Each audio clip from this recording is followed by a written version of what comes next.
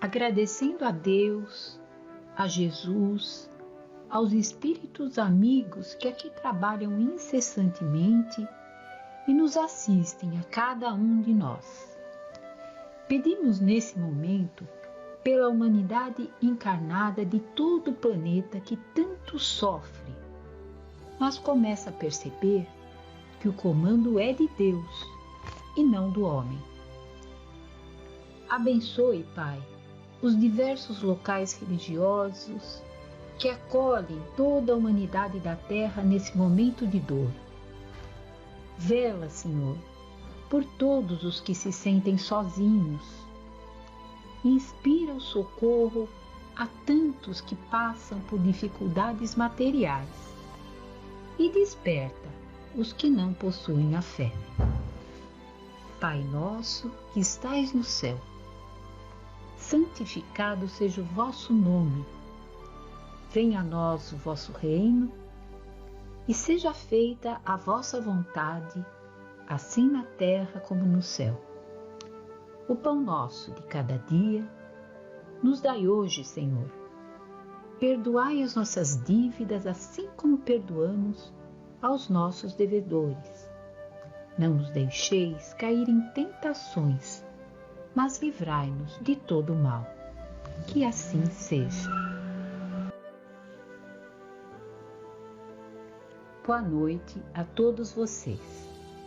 Bom, nós gostaríamos de falar hoje sobre o capítulo 22 do Evangelho segundo o Espiritismo, Trabalhadores da Última Hora, uma comunicação feita em Paris em 1862, os obreiros do Senhor.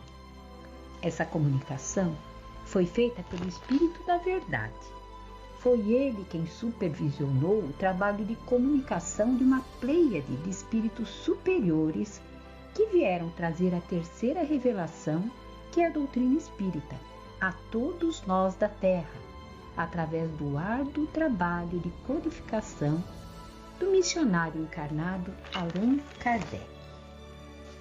Mas antes disso, vamos nos remeter à segunda parte do livro Obras Póstumas, também pertencente à obra da codificação, que foi o último de todos. O livro Obras Póstumas foi publicado 22 anos depois da Gênese, que foi o último dos livros da codificação. Começou, o primeiro deles, o Livro dos Espíritos, ele foi publicado em 18 de abril de 1857. Depois disso, o que é o Espiritismo, o Livro dos Médiuns, o Evangelho segundo o Espiritismo, o Céu e o Inferno, a Gênese em 1868 e, finalmente, essas obras póstumas, 22 anos depois, em 1890. Concomitante a esse trabalho, a Revista Espírita começou a ser publicada em 1º de janeiro de 1858, portanto, após o lançamento do Livro dos Espíritos. Voltando às obras póstumas, eu queria dizer que esse livro consta de uma primeira parte onde a maioria dos assuntos já haviam sido comentados e detalhados na própria Revista Espírita. Portanto, esses trabalhos não haviam constado dos livros publicados. Já a segunda parte do livro Obras Póstumas mostra um lado muito especial do codificador. Mostra seu lado humano, a rotina de seu trabalho, seu método cuidadoso, sua organização perfeita, sua solidão, suas dores, o trabalho excessivo a que se submeteu para que a verdade chegasse até nós. Então, eu gostaria de ler agora o relato de Kardec em 25 de 3 de 1856, quando foi apresentado a ele, em casa do Sr. Budan, pela sua filha, a médium senhorita Budan. O título é Meu Guia Espiritual. Então, na casa do Sr. Budan, aconteceu essa comunicação, que no caso ele chamou de meu guia espiritual. Então vamos lá. Naquele tempo, isso é fala de Kardec. Naquele tempo eu morava na Rua dos Mártires, número 8, segundo andar, no fundo da casa. Uma noite, achando-me no gabinete de trabalho, ouvi fracas, reiteradas pancadas na parede que separava o cômodo vizinho. Então, o que ele vai relatar aqui é que ele estava trabalhando, né? Kardec estava trabalhando no seu gabinete e ele começou a ouvir pancadas ali na parede, e ele observou, ele foi olhar, não tinha nada. De repente ele voltava para sua mesa para continuar o trabalho, continuavam as pancadas, ele parava e olhar, não tinha nada, até que a sua esposa, por volta de umas 22 horas, ela veio ao gabinete e também ouviu aquelas pancadas. E aí os dois começaram a procurar de onde vinham aquelas pancadas. Desistiram, porque não havia nada de físico que mostrasse aquele acontecimento, né? Que justificasse aquilo. Então eles foram se deitar. No dia seguinte, havia a sessão na casa do Sr. Budã, né? Então Kardec foi a essa sessão. E vamos lá, as perguntas que Kardec fez e as respostas que ele obteve. Então Kardec perguntou lá na casa do Sr. Budã: tendes certamente visto o fato que acabo de referir. Podereis dizer-me qual a causa das pancadas tão persistentes que eu ouvi? A resposta foi o espírito familiar, foi o teu espírito familiar. Aí Kardec vem: com que fim batia daquele modo? Ele queria falar-te. Podereis dizer-me quem ele é e o que queria? Pergunta-lhe, que ele está aqui. Então, naquela época, não se fazia ainda distinção entre as diversas categorias de espíritos simpáticos. Confundiam-se sob a denominação geral de espíritos familiares. Então, Kardec vai lá perguntar, né? Espírito familiar, quem quer que sejais, agradeço-vos a visita e peço-vos que me digais quem sois. Aí a resposta: para ti, chamar-me-ei a verdade, e todos os meses por um quarto de hora aqui estarei à tua disposição. Volta a perguntar Kardec: ontem, quando davais sinal, enquanto eu trabalhava, tinhas alguma coisa particular a me dizer? Ontem, quando eu trabalhava, por que você batia? Era alguma coisa particular? A resposta dele: o que eu tinha a dizer-te era sobre o que estavas fazendo. O que escrevias me desagradava e eu queria que cessasse. Então, ele queria que Kardec parasse aquele trabalho. Aí vem Kardec perguntando: a vossa desaprovação era quanto ao capítulo que eu escrevia ou sobre o assunto em geral?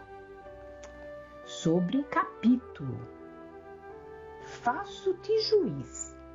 Torna a lê-lo essa noite e, reconhecendo as tuas faltas, hás de emendá-las. Então ele não quis dar a resposta, ele pediu para que Kardec fosse juiz, para que ele lesse novamente e que ele encontrasse o erro.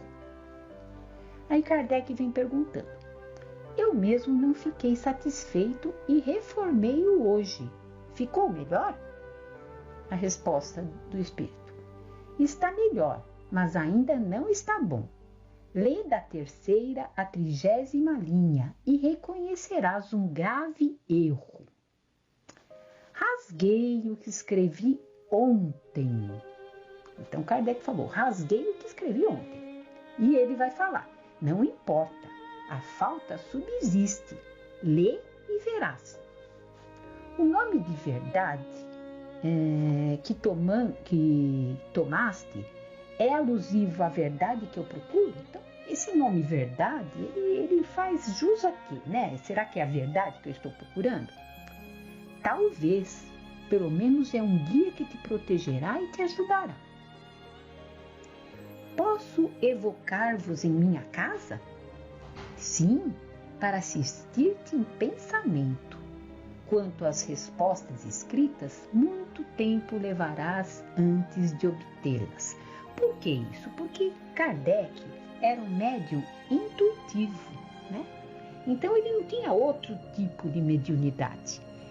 A maneira que o Espírito da Verdade poderia auxiliá-lo é por meio da intuição. Então posso assistir-te em pensamento, né? Não de outra forma. Não podeis vir mais de uma vez por mês? Kardec pergunta, né? Posso, mas até nova ordem não prometo. E a última pergunta de Kardec. Animaste alguma pessoa conhecida na Terra? Quer dizer, você foi alguém conhecido na Terra? Né? E ele responde, disse-te para ti, eu era a verdade. Este para ti quer dizer discrição. Não deves querer saber mais. Então ele se recusou a se identificar para Kardec. Agora sim, vamos ler a comunicação do Evangelho pelo Espírito da Verdade, do Evangelho segundo o Espiritismo, pelo Espírito da Verdade, os obreiros do Senhor, que a gente falou no começo aqui, né? Essa comunicação do Espírito da Verdade, os obreiros do Senhor, ela se deu em 1862, porque realmente Kardec, nessa época, estava trabalhando no Evangelho segundo o Espiritismo e ela fez parte das comunicações do Evangelho segundo o Espiritismo. Então vamos lá. O Espírito da Verdade falando. Chegastes no tempo em que se cumprirão as profecias referentes à transmissão da humanidade, transformação da humanidade. Felizes serão os que tiverem trabalhado o campo do Senhor com desinteresse e movidos apenas pela caridade. Suas jornadas de trabalho serão pagas ao cêntuplo do que tenham esperado. Felizes serão os que houverem dito a seus irmãos: trabalhemos juntos e unamos os nossos esforços, a fim de que o Senhor, na sua vinda, encontre a obra acabada. Porque a esses o Senhor dirá: vinde a mim, vós que sois os bons servidores, vós que soubestes calar os vossos melindres e as vossas discórdias, para que a obra não sofresse. Será que a gente cala os nossos melindres? Será que a gente cala as nossas discórdias? Seja onde estivermos inseridos, na nossa casa, na nossa família, no nosso trabalho, no local religioso em que frequentamos, será que nós, nos grupos de trabalho, será que nós calamos esses melindres? Será que nós calamos as nossas discórdias?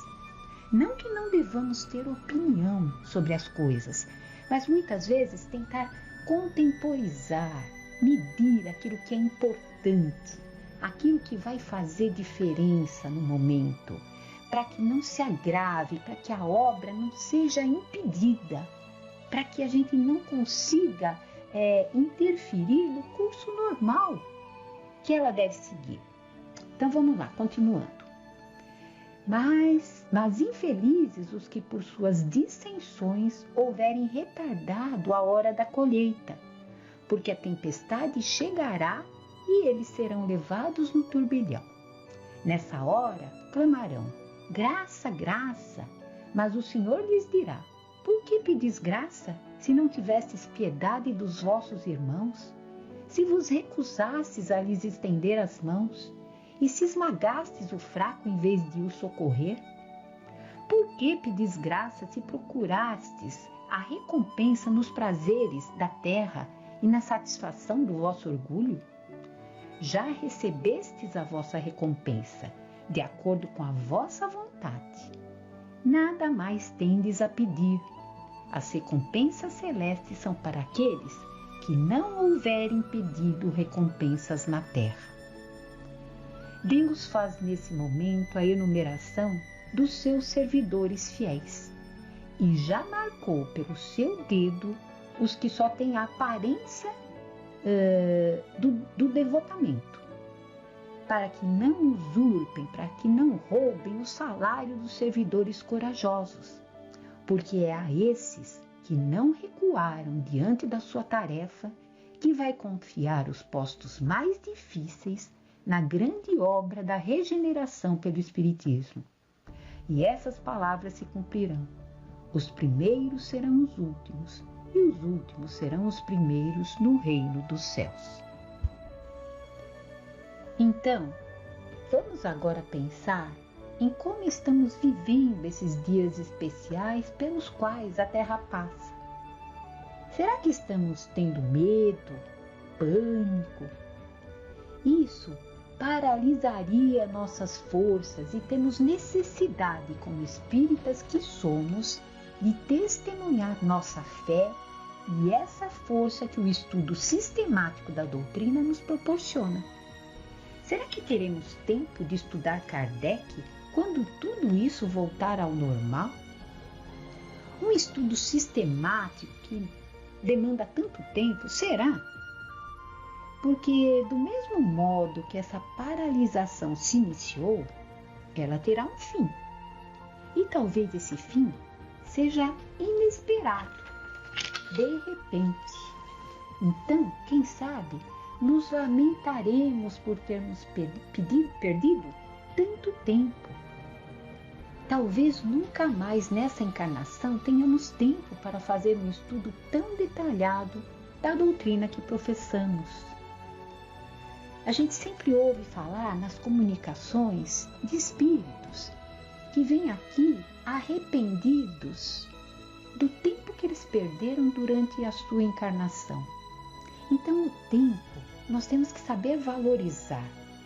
Não vamos gastar em pânico, em medo, em notícias 24 horas por dia. Vamos pensar em ser produtivos nesse momento. Vamos pensar em aproveitar esse tempo. Vamos pensar nisso. Vamos arregaçar as mangas, porque o mundo precisa do nosso exemplo. Muito obrigada a todos e até uma próxima vez.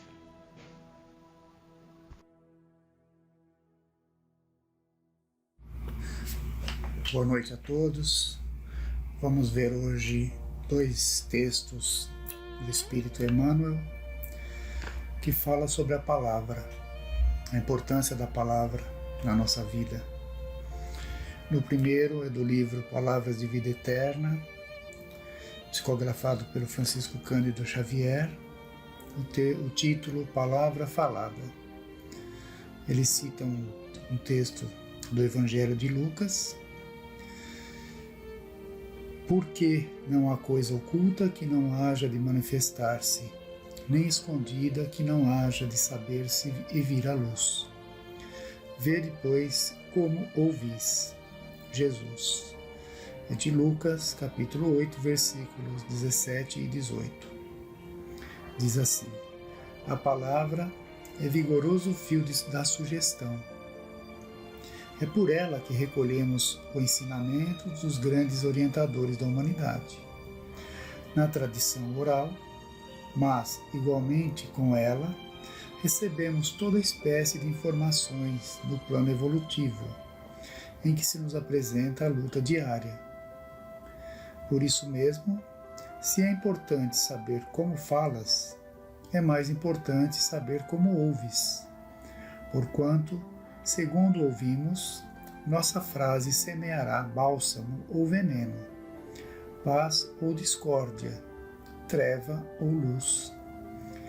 No templo doméstico ou fora dele, escutarás os mais variados apontamentos, apreciações acerca da natureza, críticas em torno da autoridade constituída, notas alusivas à conduta dos outros, opiniões diferentes nesse ou naquele assunto.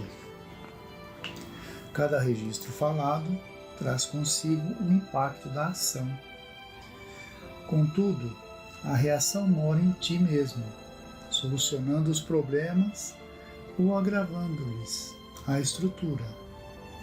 Por tua resposta, converter-se-á o bem na lição ou na alegria dos que te comungam a experiência, ou transformar-se-á o mal no açoite ou no sofrimento daqueles que te acompanham. Saibamos assim lubrificar as engrenagens da audição com o óleo do amor puro, a fim de que a nossa língua traduza o idioma da compreensão e da paciência, do otimismo e da caridade, porque nem sempre o nosso julgamento é o julgamento da lei divina, e conforme asseverou o Cristo de Deus, não há propósito oculto ou atividade transitoriamente escondida que não hajam de vir à luz.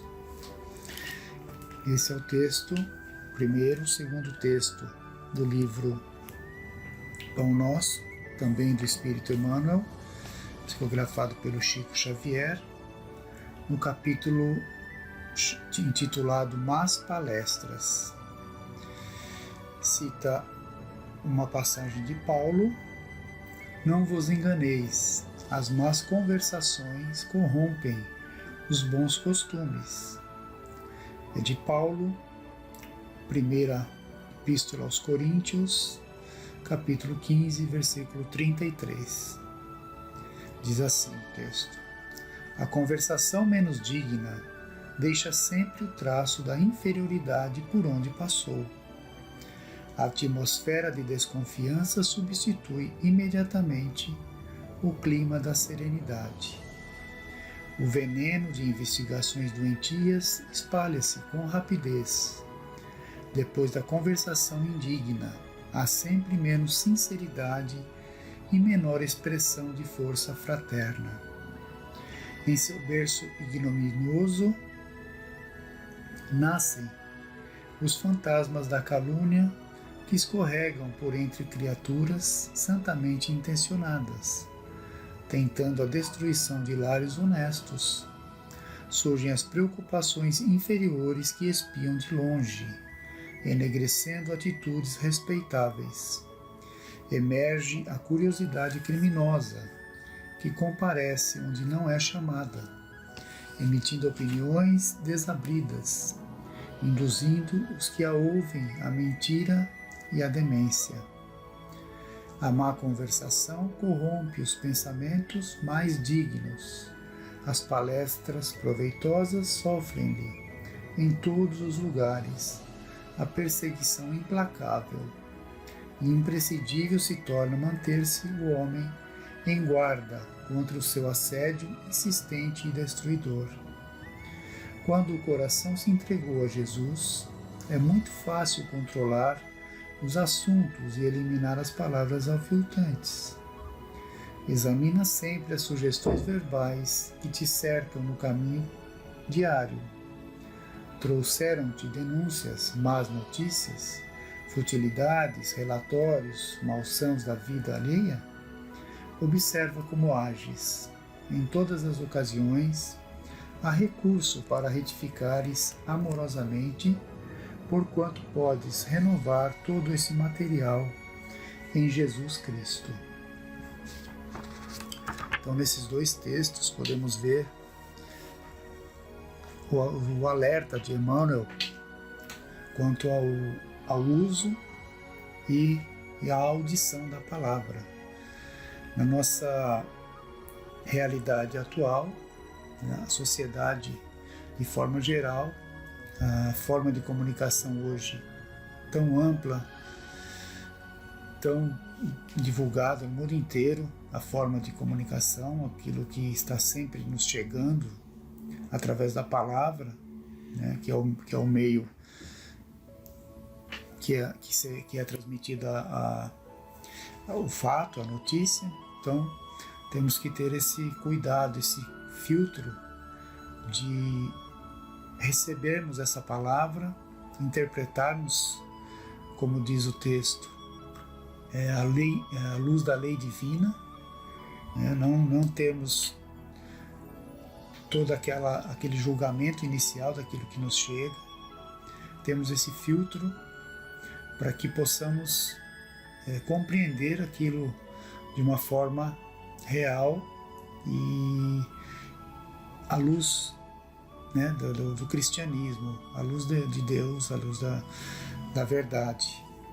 E para que isso aconteça, temos que estar preparados, temos que estar habilitados para que esta palavra, esta informação que nos chega, seja bem recebida por nós, porque o filtro tem que estar em nós, porque aquele que fala muitas vezes numa notícia, no rádio, numa televisão, na internet, nem sempre ele tem esse filtro, né? Tá envolvido ali muitas vezes por interesses comerciais, por interesses tendenciosos, e da forma que se fala, se almeja ali um resultado na sociedade que vai ouvir aquilo. Então, temos que ter seja qual for a informação, o bom senso de filtrarmos, seja uma notícia boa, seja uma notícia ruim, seja uma notícia pessimista ou uma notícia otimista, temos que estar preparados para a interpretação. E esses dois textos sobre a palavra e sobre a palestra, como também falamos, aquilo que divulgamos, como que nos colocamos diante das situações, aquilo que passamos adiante através das nossas palavras, também temos que ter esse filtro, peneirarmos aí a forma de colocarmos isso adiante, porque a mesma palavra envolvida por sentimentos, por emoções diferentes, ela tem ali o reflexo em quem ouve também diferente. A mesma palavra ela pode ser utilizada tanto de uma forma construtiva como uma forma destrutiva, dependendo da ação, do sentimento que se coloca na expressão daquela palavra. Então essas são as orientações do Emmanuel para que tenhamos habilidade e consciência na forma que ouvimos e na forma que falamos, né? A prudência sempre nos pede para ouvirmos mais do que falarmos, ouvirmos, escutarmos, né? Aquele às vezes que quer se colocar, que quer se impor, tem aquela ânsia ali de se expressar, de colocar para fora algumas coisas. Então a prudência sempre nos indica que devemos ser mais ouvintes do que falantes.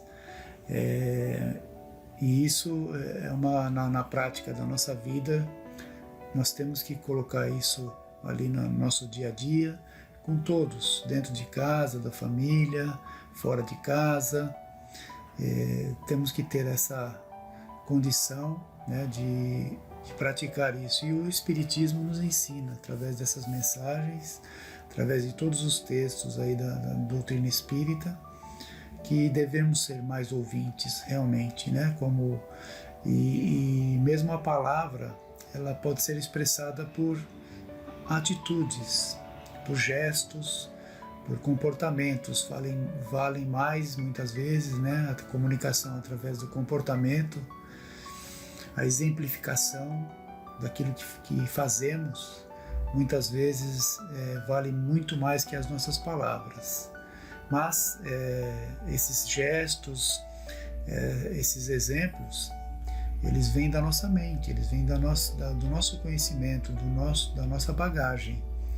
Então, se temos uma bagagem pobre, ignorante ainda, nossos atos, as nossas atitudes também serão ignorantes, como as nossas palavras. Por isso a necessidade de sempre nos instruirmos, buscarmos ali a instrução, o conhecimento, o esclarecimento, tirarmos as nossas dúvidas com as nossas reflexões. Então, a cautela, a prudência e o bom senso. Isso que esses dois textos de Emmanuel sempre vão nos guiar para esse caminho. Bom, então, na lição de hoje, foi isso que tínhamos.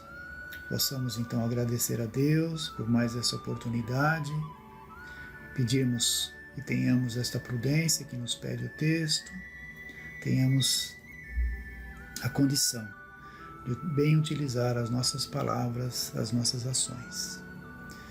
Fazendo a nossa prece para o encerramento das lições de hoje. Pai nosso que estais nos céus, santificado seja o vosso nome. Venha a nós o vosso reino, seja feita a vossa vontade, assim na terra como no céu. O pão nosso de cada dia nos dai hoje. Perdoa, Pai, as nossas dívidas, assim como nós devemos perdoar os nossos devedores. Não nos deixeis cairmos em tentações e livra-nos de todo mal. Que assim seja, graças a Deus e a Jesus. Tenham todos uma boa noite, fiquem em paz.